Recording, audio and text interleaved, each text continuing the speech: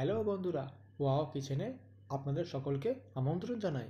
আজকে হবে নতুন একটি রেসিপি, চিংড়ি মাছ ভুনা। চিংড়ি মাছগুলো খোলা ছাড়িয়ে ভালো করে ধুয়ে নিতে হবে। তারপর 1 চামচ নুন, 1 চামচ হলুদ দিয়ে ভালো করে চিংড়ি মাছগুলোকে একটু ম্যারিনেট করে নিতে হবে, কিছুক্ষণ রেখে দিতে হবে। তারপর কিছু মশলা আমরা পেস্ট করে নেব। এখানে আছে শুকনো লঙ্কা, দারচিনি, এলাচ, লবঙ্গ, গোটা ধনে, গোটা জিরে, কাবাব চিনি ও গোলমরিচ। ওটা পেস্ট করে আমরা কড়াইতে তেল দিয়ে দেবো, সর্ষের তেল কাচ্চিঘানি। একটু নুন দিয়ে দিলে মাছগুলো গায়ে লেগে যাবে না। হালকা আছে, হালকা ফ্লেম করে 1 পিস করে মাছগুলো দিয়ে আমরা ব্রাউন করে চিংড়ি মাছগুলো ভেজে নেব। বন্ধুরা, বেশিক্ষণ ভাজলে হবে না, তাহলে মাছগুলো পুড়ে যাবে। হালকা ব্রাউন করে আমরা ভেজে নেব।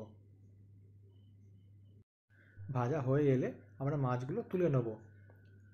একটা পাত্রে টক দই আর ওই মশলার পেস্টটা আমরা করে নেব এবং ওই মাছ ভাজার তেলেতে একটু কালো জিরে দিয়ে আর পেঁয়াজ দিয়ে 1 চামচ নুন দিয়ে আমরা পেঁয়াজটা ব্রাউন করে ভেজে নেব। তারপর 1 চামচ লঙ্কা, আদা রসুন পেস্ট 1 চামচ করে আর ওই পেস্টটা করা যে রাখা ছিল ওটা দিয়ে দেবো। তারপর একটু কাশ্মীরি লঙ্কা আমরা অ্যাড করে নেব। একটু জল অ্যাড করে নিতে হবে আমাদের বন্ধুরা, তাহলে কী হবে, গ্রেভিটা আরও ভালো হবে।